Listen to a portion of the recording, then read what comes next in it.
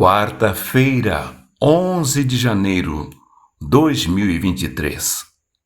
Alô, meu amigo, alô, minha amiga, meu irmão, minha irmã, amados e amadas do Senhor, aqui de novo o irmão Elias, mais uma porção da palavra do Senhor para nossa meditação e edificação. Hoje, eu quero pensar com você a respeito de uma passagem que está no livro de Mateus, no capítulo 16. No capítulo 16, versos 13 a 17, nós temos uma passagem que foi intitulada de A Confissão de Pedro.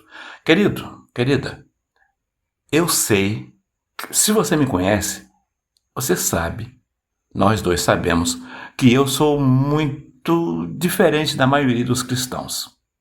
E eu faço questão de ressaltar isto porque eu não quero pertencer à maioria, o grupo da maioria.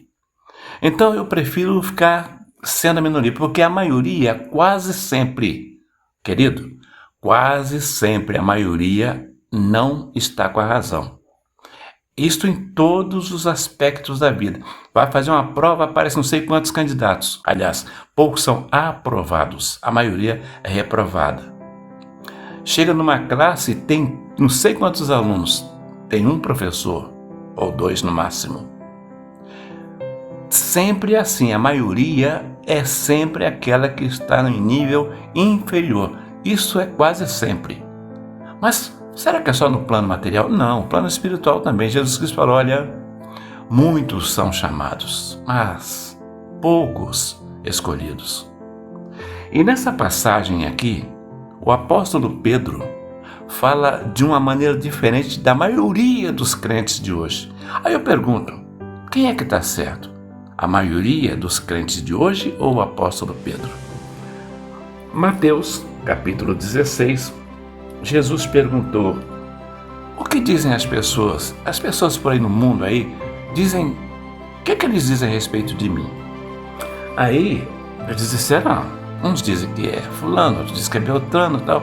Aí Jesus Cristo olhou para o grupo de discípulos dele, pessoas que conheciam Jesus, e perguntou, e vocês? O que é que vocês dizem que sou? Quem sou eu? E Pedro disse, tu és o Filho de Deus. Veja só a resposta de Pedro. E Simão Pedro respondendo disse, tu és o Cristo, o Filho do Deus vivo. Aí Jesus respondeu para Pedro, bem-aventurado és tu, Simão Batista, ou Simão Barjonas, porque tu não revelou a carne e o sangue, mas o meu Pai que está nos céus. Eu tenho dificuldade de ler sem os óculos, não. Mas você entende essa passagem, você encontra essa passagem em Mateus capítulo 16, 13 em diante. Vamos pensar um pouco. Eu aceitei Jesus numa igreja que diz Deus Pai, Deus Filho e Deus Espírito Santo.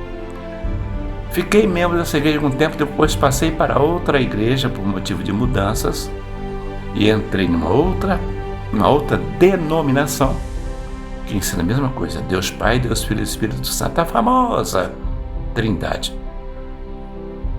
Mas nunca essa ideia entrou em meu coração, nunca. Olhando aqui a passagem, veja só, o que Pedro falou? Olha, tu és o Cristo, o Filho de Deus vivo.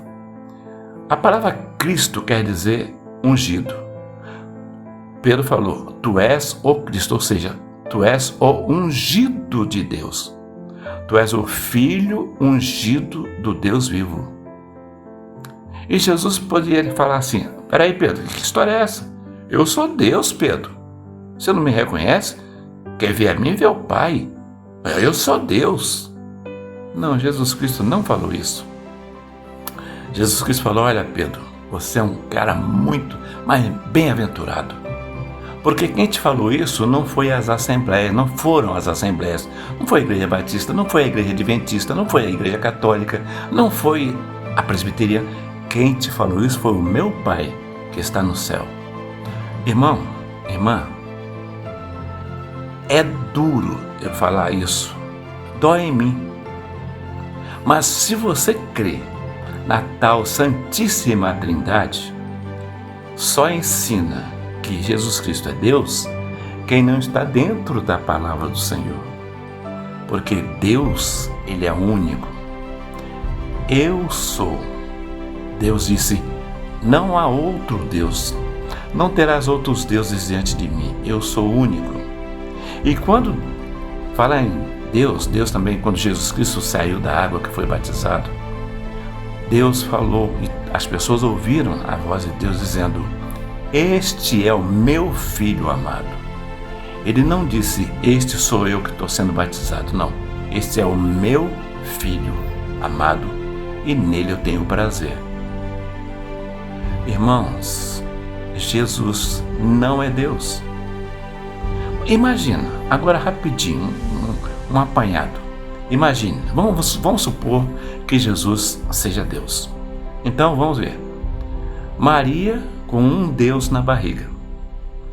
O Deus na barriga de Maria recebendo sangue, sendo que você sabe que Deus é Espírito. Então temos um Deus na barriga de Maria recebendo sangue de Maria. Depois esse Deus, segundo alguns, esse Deus nasceu. E esse Deus nasceu e precisou trocar fraldas, precisou, dar banho. Olha só que mentalidade é esta. Depois esse Deus passou um tempo, teve que fugir lá para o Egito porque Herodes queria matar esse Deus. Gente, isso cabe na cabeça de vocês?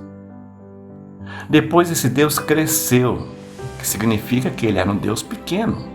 Aí ele cresceu, ficou grande, estatura de homem. Cabe isso na sua cabeça?